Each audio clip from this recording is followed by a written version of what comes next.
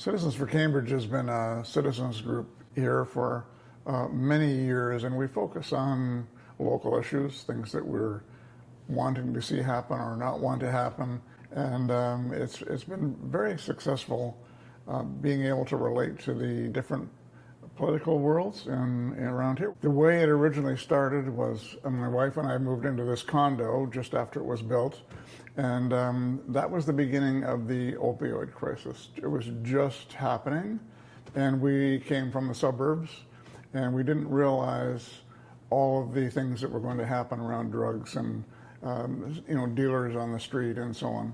And we had security issues. We had a number of things that really surprised us when we moved into town, you might say, from more of a suburban existence. So that tweaked our interest in trying to help, rectify that or do some things with that, and it's really just grown from there. Today, we're involved in a lot of different topics. Affordable housing, supportive housing, of course, is huge. The LRT coming to Cambridge is a major event that we're really supporting and promoting. So things that are topical, they change over the years, and we've gradually added people to our group. We have about 10 individuals now with a host of experience and background that help us kind of focus on the most important things. There's a long list of things you could do, so to try to get it down to the things that are really important. We basically said if no one else is doing a debate, we should do one. Somebody needs to do a debate. And there was so little time for this election that we felt that it was unlikely that anyone else was going to do a debate. So I reached out to Rogers to find out whether Rogers was doing a debate, because we had planned to do a local debate in a hall and, the candidates and so on. But then when we realized that Rogers and what we were doing were very compatible, we put the two together, and here we are. The key thing for us was, though, to get it exposed to the community. So having it on Rogers TV is useful, but it's not as useful as having a link that you can give to people that they can watch it any time that they want. So we'll use our resources as much as we can to try to expose that opportunity to the community so that more people get to know more about the different candidates and make a more informed decision on who they want representing them at Queen's Park. We tended to focus on local issues. We're not expecting our local member of provincial parliament to tackle the deficit. This is above their pay grade, but they'd be part of it for sure, but it's not what we're really focusing on.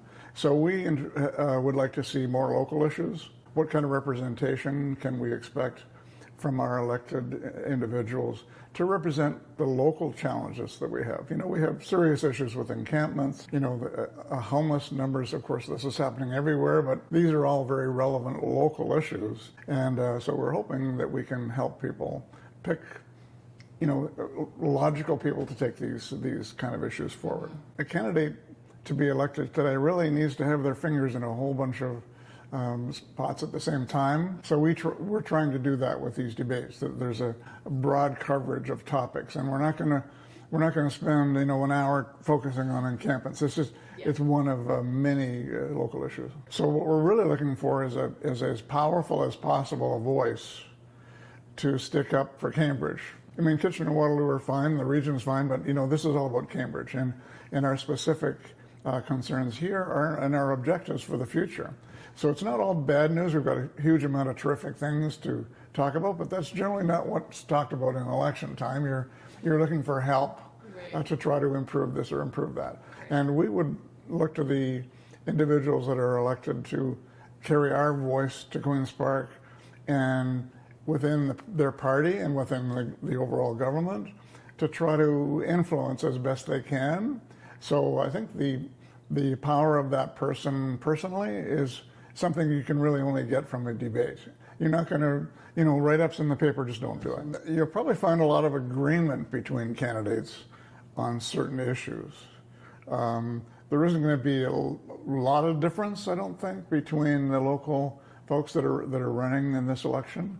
So you're interested in their answers, of course, but they're more than likely they're going to be on the general same wavelength. The real issue is which is the individual that you think is best positioned to carry that message forward? Well, of course, the number one item is voting. It doesn't really matter so much who you vote for, it's that it's your voting. I mean, the turnout for elections, not just in Cambridge, but everywhere, is really abysmally low.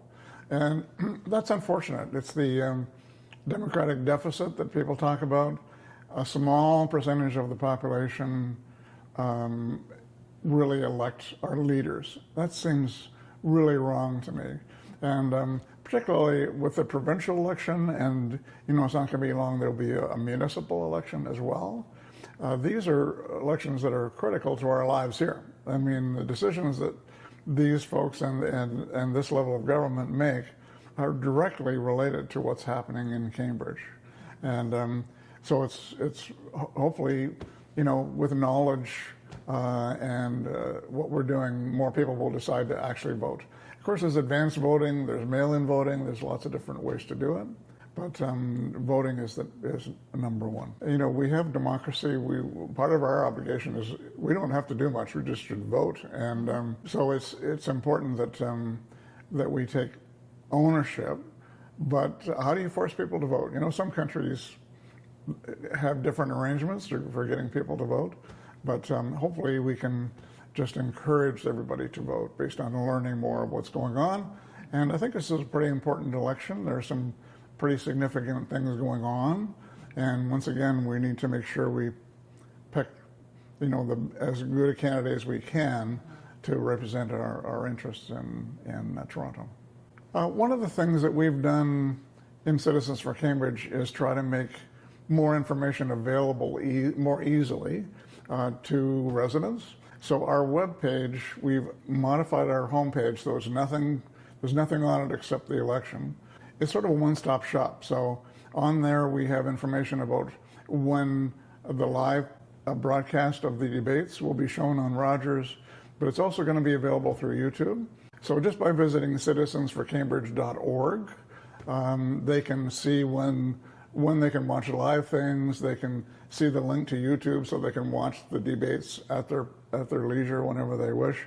There's also some general information about the election. Where do you go to find out information about all the candidates?